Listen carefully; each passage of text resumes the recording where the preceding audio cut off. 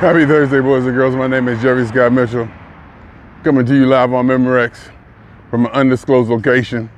As you can tell by the Jeep hat, which is crooked because I had it sitting in the car with some stuff on top of it, which don't matter. I probably need to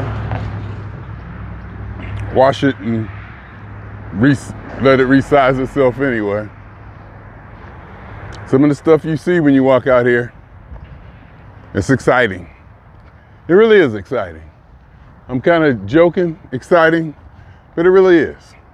Exciting doesn't have to be roller coaster exciting. Exciting could just be, you know, there's a special program coming on tonight, exciting. Or your show has been renewed, exciting. There are different levels of excitement. And to come out here and to walk as much as I do, to be outside and a part and engaged in outsideness, outside of my apartment, outside on the street, the open air, but the open people, the things that go on out here, to be exposed to that has got to be something. It has got to be something, because there was times where I better stay in my apartment for 2 straight days. From Friday when I got off work and went home until Monday when I had to leave. And I had no problem with being in that 1-bedroom apartment. None at all. But now, I almost can't do it. I can't. Well, man, I could do anything I want. Because I'm Jeffery Scott Mitchell, damn it, but to the point now, I gotta get out. I gotta get out and be out and this and that, and you know, I gotta be not a part of it, but experience it. My body is so used to being out here. And over the last month, maybe month and a half, 2 months, or weeks or so, at least the last 7 weeks. The last 7 weeks, because that's when the last time I took a day off. Last time I took a day off was like 7 weeks ago. I've been feeling good, and I've been getting stuff done. And one of the things I've been getting done is processing all my videos. All these walking videos I've made, I usually just take them and post them to Facebook without an explanation on them or anything, just the date. MeTalking _202408, blah, blah, blah. But I found a process now to where I can upload them to YouTube, a transcript will be created, and then from there I can do a summary and then post a nice little description with detailed stuff, blah, blah, blah. And in doing that, I think I've probably done a couple of hundred of them, and still probably got a couple hundred more to go, over a couple hundred, maybe. Okay, the phone overheated. Video stopped. At least the video got saved before it shut the app down. But anyway, it got too hot, so I took the case off of it. And more, there's an argument that can be made that I don't need the case anymore. Well, I mean, need might not be the word, but it's an older phone. A couple years, it's still in good condition. This phone is in the best condition for as long as I had it of any phone I've ever had because of that case. I spent $40 on that case. I've never spent that much money on the case before. And when I'm using it, when I'm shooting this video without the case, it's much easier to carry. So I might have to look into that. And it fits in my pocket a lot easier. You know, I'm just worried about scratches and, you know, stuff on the condition of the phone. I'm not gonna turn it in anyway, so I guess it don't matter. But anyway, I had to take the case off so this doesn't overheat and shoot the video. So what was I? So I guess I was talking about how I'm processing the videos, hundreds of videos. I think I looked at Apple Podcasts and I had 268 of them in there on Apple. What the hell was that? Did you hear that? What the hell? Sounded like a spawn. Oh no, I don't have my mic on. Hold on. Where'd I put it? Let me see what happens if I put it on, if it'll turn right back on. If I just plug it in. Because I took the case off, so I had to take the mic off. Yep, looks like it did it. It just popped right on. Okay, is that better? That'd be a nice little test to see how that came out. But anyway, so Apple Podcasts said I had like 268 podcasts in Apple Podcasts. I guess that might be about right. I'm not sure. I have no idea. You know, Spotify, I never counted them. I probably will though. Probably try to do an export and try to see, you know, just how many I got in there. But I think I got like 250 more to go, over 250 more to go. They need to be processed, roughly speaking, based on the amount of files that are in a folder that need to be processed.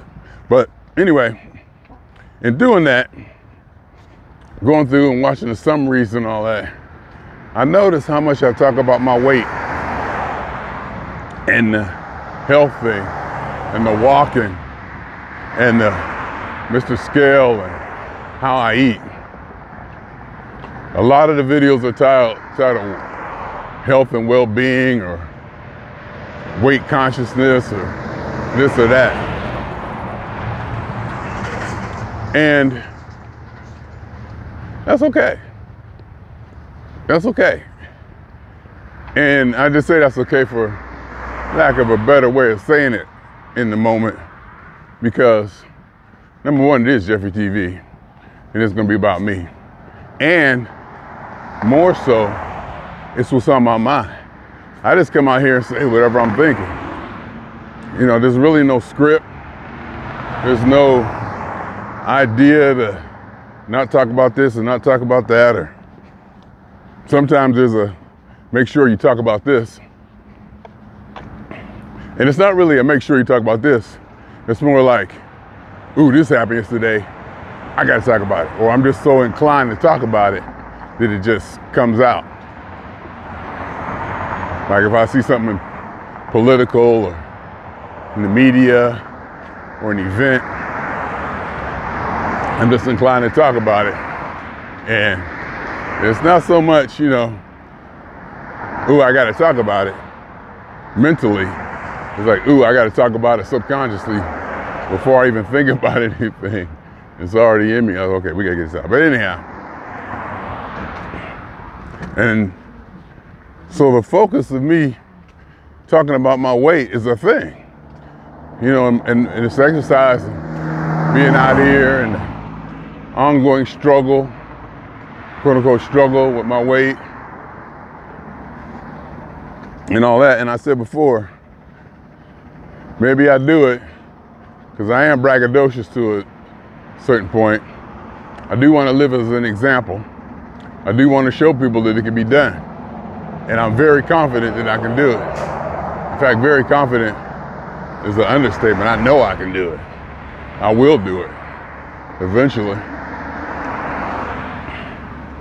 And to show people that it can be done and how I do it is definitely a part of this whole Jeffery TV thing.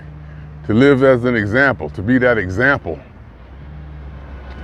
of these things I talk about. To be an example of my philosophy, how I think, why I think. To be an example maybe of how and why it works for me. And I know not to expect to export it. I know that it's not to be kind of pushed out there, or definitely not forced on anybody. But you kind of want, what is this going on up here? Shall I let y'all see this? Yeah, it's nothing. We'll see. It's kind of not like that it's kind of braggadocious. It's definitely, I'm definitely bragging. I'm definitely trying to, you know, show people what I'm doing, how I'm doing it.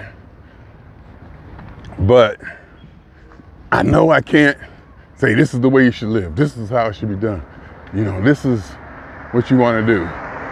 It's definitely not that. It's just an example. Say, look, here's what I say. Y'all know how I think pretty much. When I walk by people, they straighten up a lot. When I walk by people, they straighten up some. And they start acting right, whatever that means. I notice that. Because they, and I say they because I don't know if that was a male or female back there. They look like they was getting ready to go into a little bit of dance interpretation or something. Maybe kind of act out a little scene for themselves. But and it's so easy for me just to cut the video on and record myself. I've been doing this for a long time. I look back on my videos. I've been preparing. I don't know if you can say preparing, but I've been doing this for a long time. I've been doing this for so long, it's inherent. I've been doing this for so long, I'm past the point of, how come everybody else ain't doing it? How come everybody doesn't do this? How can you not document everything you think and say and place it out there in the universe? At least in one place. To have what you say or think written down or displayed outside of your own head and thought to be out there for other people. I mean, how can you not do that?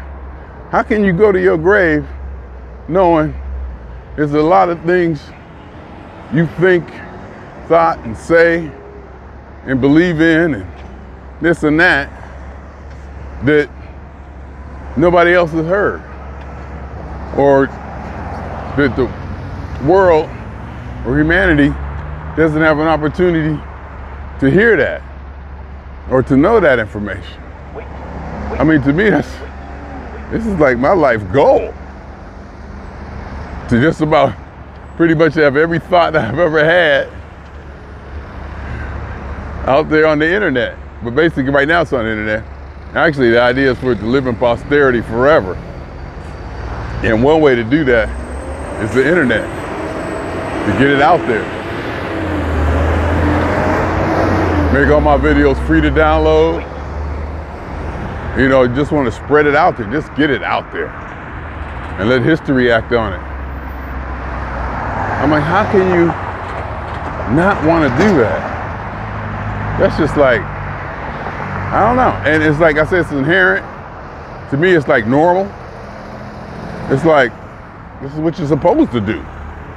You know, just like other people think, you know, people believe, oh yeah, you're supposed to believe in Jesus.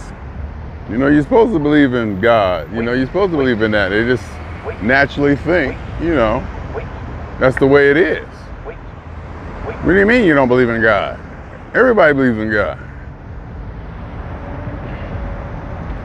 And I'm like, what do you mean you don't want to tell people what you think? What do you mean you have ideas that maybe nobody will ever hear? Now, it could be that you don't feel that these ideas are worthy, and worthy maybe not be the right word, or you may think nobody would appreciate it. And I'm way past that. Worthy and appreciated, I'm way, way, way past that. I'm at the point where humanity needs. It's crucial that I get out what I say to save humanity. Now, I'm not really there because saving implies doom. And doom implies that there's an ending or an act or a point or a situation to where it's negative. And a lot of my thinking stems around the fact that there is no good or bad, positive or negative. There just is. And there's no way of knowing, you know, what good or bad or doomed is. You could say, maybe, man, stop.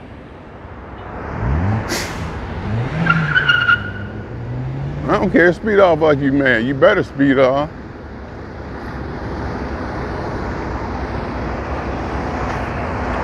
I mean, it could be that, you know, life on Earth was put here to fill the planet up with, here go another one. Could be the life thing was put here to fill the planet up with people so that another organism can eat it. That could be what it was for.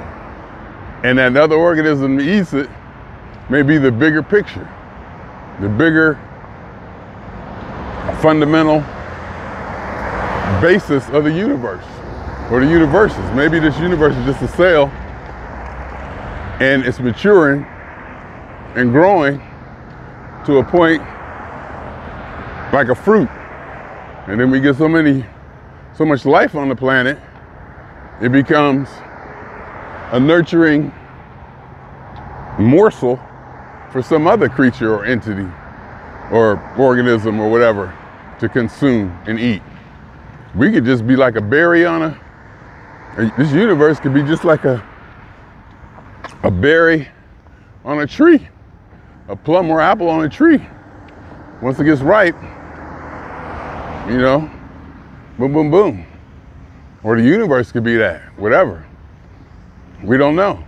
So in our minds, since everything is subjective and this fits, everything being subjective, in our minds, the end of humanity is the ultimate catastrophe, subjectively speaking. But if you step back farther out, maybe the end of humanity will lead to the evolution or creation of another life form that quote unquote does better or quote unquote goes farther or does more or improves the situation.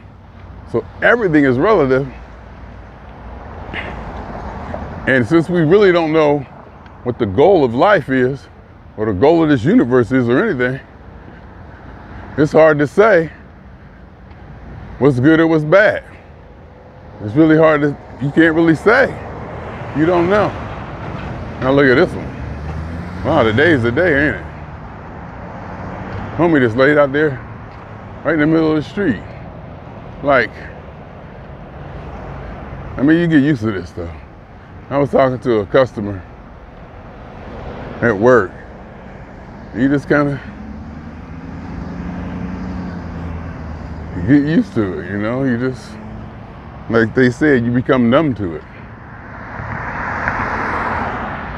You just become numb to it, you know? And that one guy, the second guy that I showed back there that was sitting on the grass, I see him out here every day. He'd be like scratching scabs and sores on his body. He'd be bleeding. I've seen him out here multiple times for the last at least few weeks.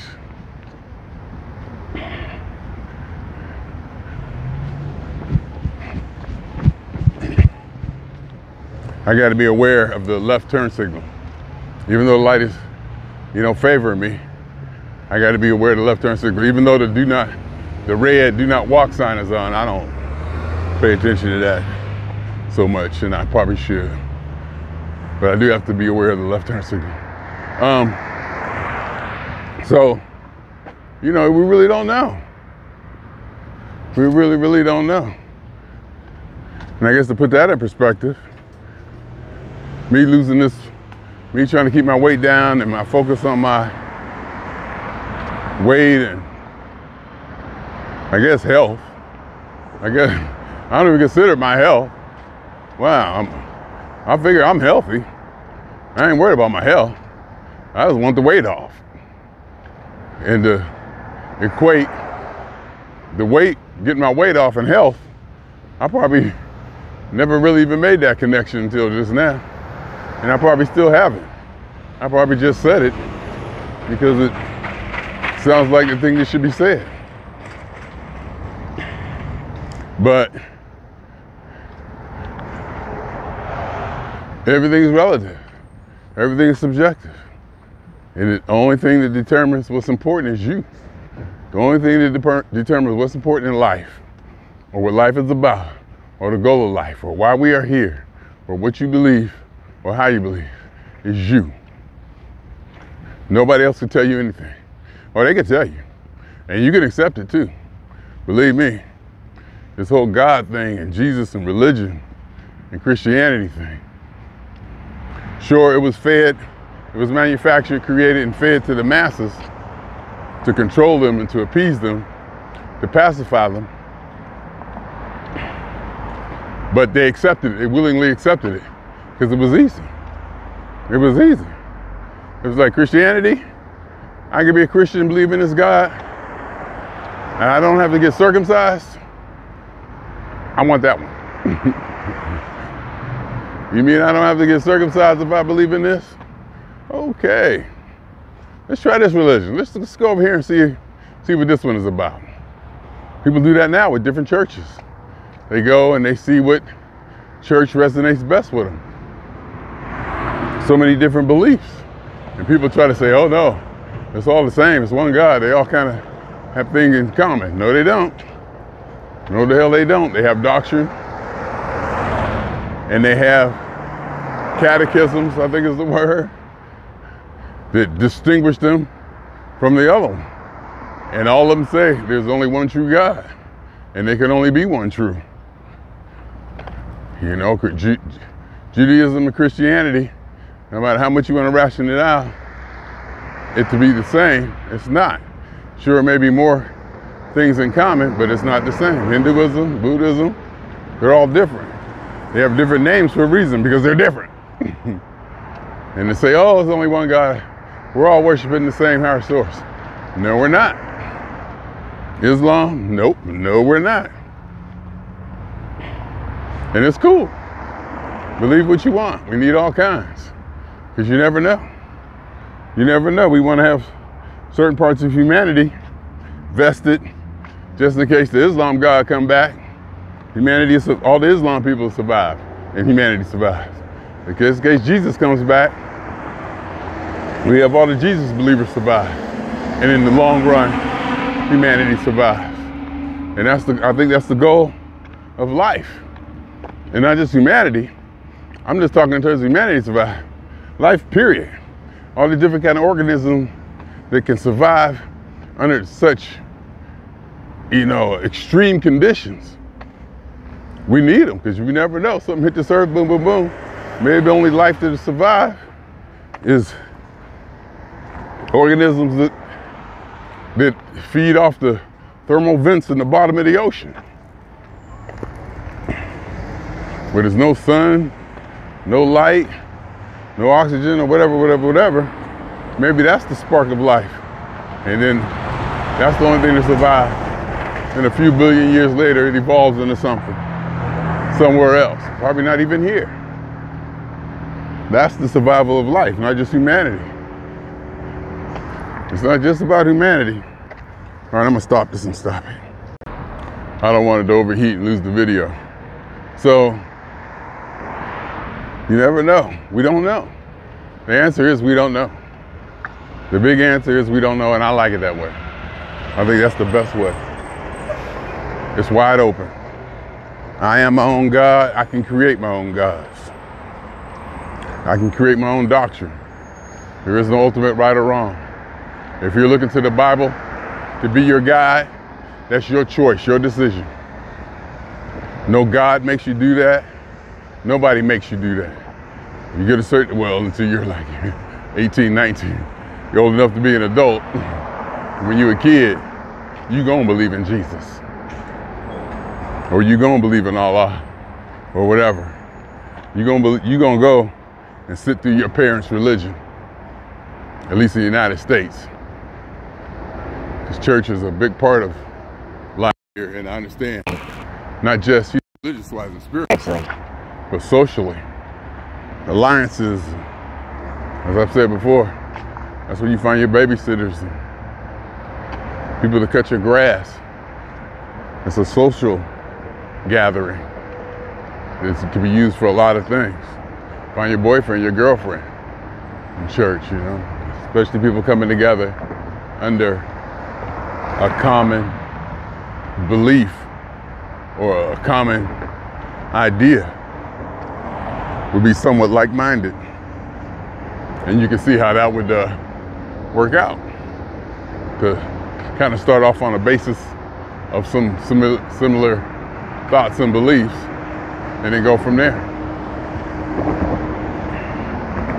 Especially religiously, because it's a little bit deeper than, say, like, all the Steeler fans get together and we all love the Steelers, and that'd be common. The depth of that understanding isn't as deep as the spiritual or the ideology or theology, the whole idea of principle behind Christianity. If you can come to meet somebody who has a similar understanding and belief in a religion as you do, you're starting off on some fairly common ground. You know, I mean, some fairly important common ground. So you really can't, I don't put church down. Church is an organization. I don't put it down. I like church. I like going to church. I don't go, but I like it. I even like Mass, the solemnness of Mass. Oftentimes I'll go on my vacations out there seeing P-Funk or whatever. I'll end up in a church. I walk by church, especially if I'm in Europe. You know, hell, one time I was in Minneapolis. I stopped in a church, big, huge cathedral. I forget what the name of it was, but it was like a famous one there. I just went in there and sat for like a half hour. You know, sit in the pew, took a few pictures, just kind of, you know, vibed it out. You hear the echo of everything, you know, the whispers and just the movements. Everybody's, you know, that serene kind of respectful movement and as such. So even though I'm an atheist, I do appreciate religious tradition, especially the art and the architecture. Love the art and architecture. Oh my God, statues of angels. Oh my God, some of my favorite. First place I ever went in Europe, I went right to the Vatican. I had to see it. Catholic school. Learned a lot about Catholicism. Hail Mary is my favorite prayer. Just the tradition in it. The stoic, if that's the word, you know, manner of it. Formal, pristine.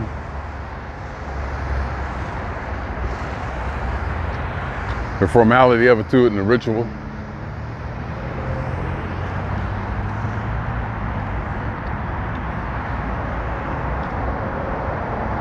I had to go to the Vatican. I wanted to see it. I wanted to see how big it was, what it was about, get the feel for the place.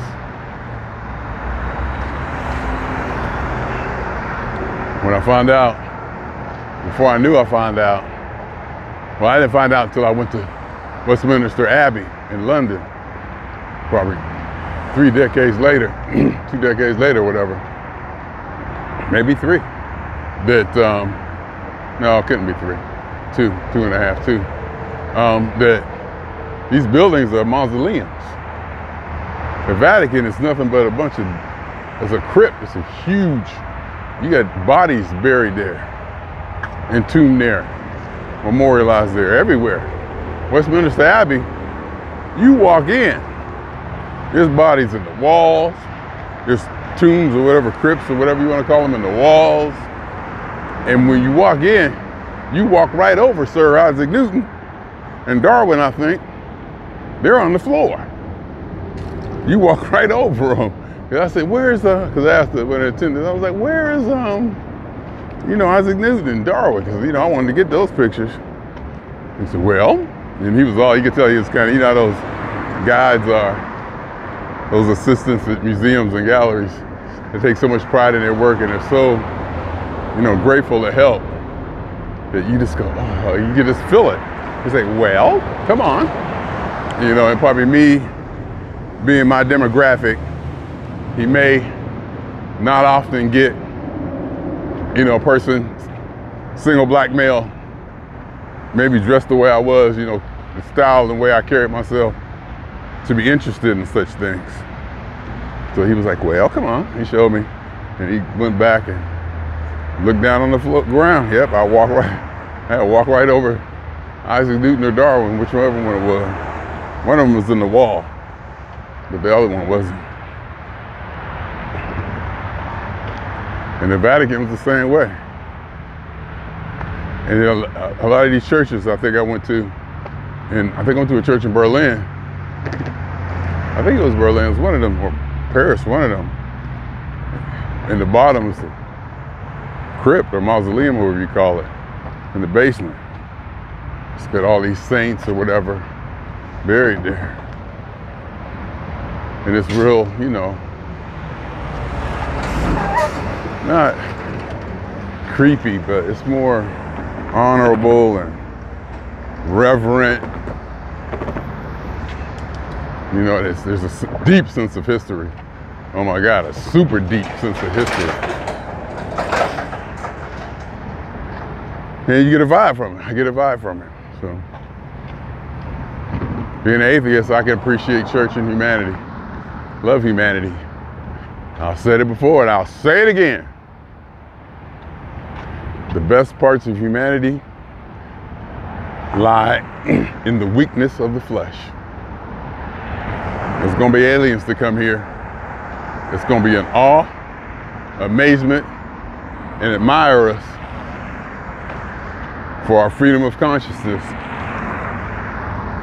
The fact that we do so many things that don't benefit us, that are even detrimental to us. The fact that we have the capability to go beyond any instinct and to actually engage and celebrate things that are just bad for you, but fulfilling. And there are probably also going to be species in the universe that don't get this pleasure reward. They don't have that pleasure reward that we have. That feeling we get when we eat food or going some places, anticipation, how excited we can get, let alone love. There may be conscious beings who don't love, because love is a chemical reaction to a point. Love is a state of chemical reaction that your brain can put you in to make your body function different. Same way with faith. We've evolved to trick ourselves. We've learned that mentally we can trick ourselves into feeling certain ways. Faith is one. You go to church, Pentecostal church, Holy Ghost, oh my God. Everybody around you, you get it going. Or at a concert, you just bring that mojo or that serotonin, dopamine, whatever it is up. You can feel it. Football game, screaming, oh my gosh, the Steeler game. I was there with my son, Jets playoff game. And the Jets was kicking a field goal to win the game. And the fans were just going so crazy. I was just screaming, we was just screaming. And he missed that field goal. Oh my God. Oh my God, it was just a feeling. You know, it was just a feeling that, you know, we've, as human beings, have evolved to have. We learned how to do that. There's gonna be creatures out there in the universe, there are creatures out there in the universe, I guarantee it, who don't have that. Hell, there's creatures like that on our own planet that don't have that and are functioning. They've been functioning longer than we have. They may function longer than we have. Because if it's about survival, we really don't need a lot of this stuff. We could be like ants and be robotic. But if we were, would we be able to develop concepts that we've developed? One of which maybe to get off this planet in so many years, or to, you know, populate the universe to ensure the survival of this life form. Because eventually, it is gonna go away, billions and billions of years. We'll probably be, you know, we won't be who we are now. We probably won't be recognizable in that time frame. But, you know, the exploration, thought, and philosophy, I wonder if we can have all that and not have love or the need or loneliness. If we could be like almost instinctive like ants, but have a drive to learn and create. I wonder if they could be separated. Learn, create, and discover, and evolve, and experiment, and have laws. But we wouldn't need laws to govern ourselves because all our actions would be governed by instinct. So we don't, and maybe that freedom of consciousness, knowing thyself, I'm trying to tie that to the apple in the Garden of Eden, whatever they call it, you know, when she bit the apple, and self-knowledge, whatever it's called. When I opened my eyes and I first saw we could do what we want. The first time mankind realized, hey, look, I'm not governed by this anymore. I'm free to think this way. You know, as that dawn of man. When they first said, oh, okay, they got to start making decisions. And they're no longer, it had to probably start off as a small clan of them. Maybe one or two, you know, and maybe that species obviously survived and multiplied. It was successful because whatever plan it had a plan that was more successful than others. And that's the definition of evolution. It had a plan that was more successful than others. That's why it survived. And Neanderthal faded away. The other versions, species of man that fade away, they were, you know, a lot of people say Cro-Magnon or whatever, Neanderthal, Homo sapiens killed them all or whatever, or they lived side by side or whatever. Gene pool, you know, to evolve into the Homo sapiens we are today. But there was a spark. There was one or two of us who had this gift, and they survived and they made it. And maybe we should go back and celebrate them. Those first conscious apes, primates, or whatever, that fostered, if that's the word, all of this into what we are now. Because I love what we are now. I love what we are now, probably because I'm in the time of what we are now. I don't want to know. It's like we got enough information behind us. We got enough capability behind us. We built this infrastructure of life and traffic lights and streets and cars and telephone lines and post offices and distribution and Walmarts. It's magnificent. To me, it is truly a magnificent, it is a monumental achievement. Even politics, even the political system, no matter how, the idea of democracy. Oh, what is this? This dude, oh, somebody was driving their bike and a cat laying across the middle of the thing that we saw. He had to get off the bike. She had to get off the bike and go around him. She didn't want to go in the grass.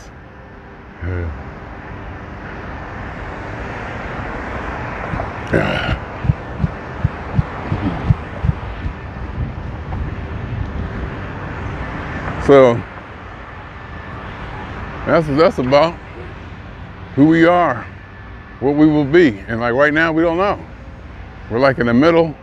And of course, I'm sure Isaac Newton, you know, Einstein, everybody probably said this is a good time to be alive based on, you know, where they're at and what they're doing.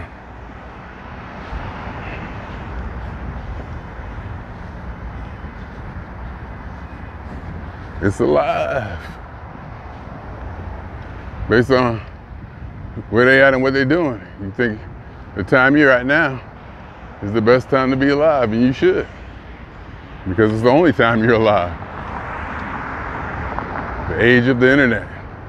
The age of YouTube and podcasts. The age of information. It's beautiful and it's wonderful. It's everything. Well, everything might be a strong word and being overly dramatic, but you kind of know what I mean. You kind of know what I mean.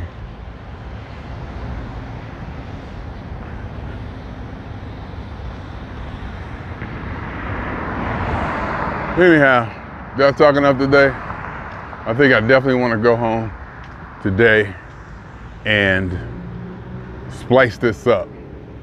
I definitely want to spice this up to compact it, to take that fat out. And I may, even though it's kind of against my principle, I may start consciously sticking to the topic and not straying away. But I'm just going to let it play out. Whatever happens, happens. Because maybe whatever happens, happens. Maybe it's the thing that needed to happen. Maybe the fat that I leave in there and the wandering thoughts that intertwine between a point I'm trying to pound in will benefit me. Whatever benefit means. There is no right or wrong up or down. What does benefit mean? Benefit only works if you have a goal in mind. What's my goal? To be great? Remember we went over this. Were you paying attention? Do I want to be great? Do I want to help humanity? Do I want fame, fortune? What I want to do probably is develop some profound, astounding philosophy or ideas or discoveries and be credited for it. That's probably it. I just want to come up. I don't really want the fame like, oh, he discovered this and, you know, oh, become super famous to where I can't walk outside or something. You know, I don't want that. That I don't want. I don't want that at all.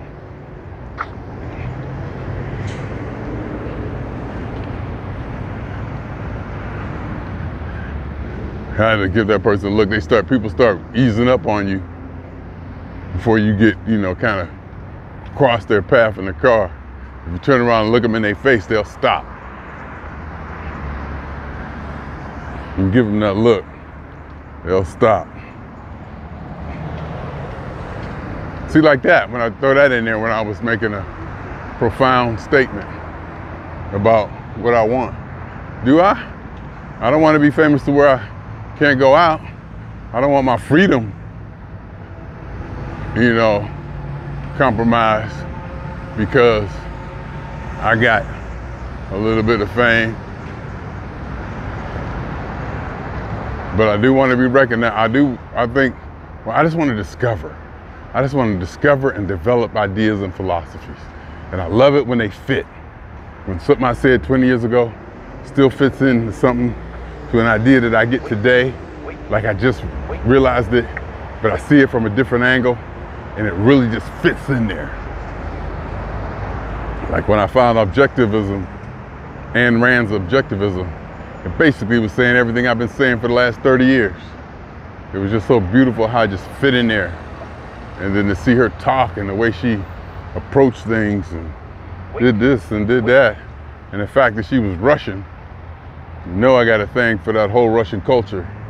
I always have, all the way going back to the Olympics and Olga Korbut and Nadia Comaneci, and for whatever reason, I have no idea, that kind of staunch, you know, fall in line, regimented lifestyle, everything for the state. I have definitely a passion for that, or attraction to that, but also my whole funky side is to disrupt that. My whole funky thing is all about disrupting that and being that crazy one and to be outside the box. So it's kind of I know I gotta have both. You know, to be funky, you gotta have unfunk. To be funky, you gotta have unfunk. If everybody funky, nobody's funky. See what I mean? If everybody is funky, nobody is funky. So you gotta have that staunch, I keep using the word staunch, formalize, you know, follow the crowd, plain vanilla side of life. And I definitely have that in my life. Regimented, no flair.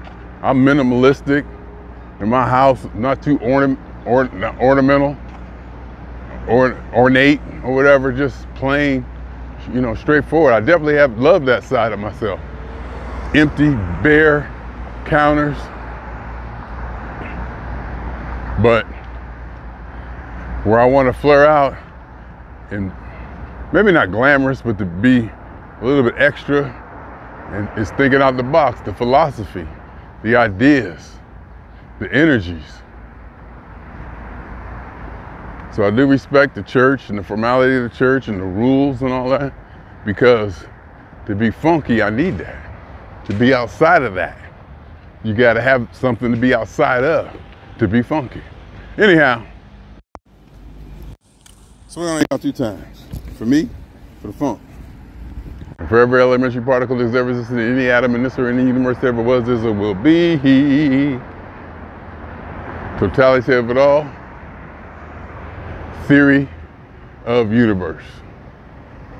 Hypothesis of all as one. My name is Jeffery.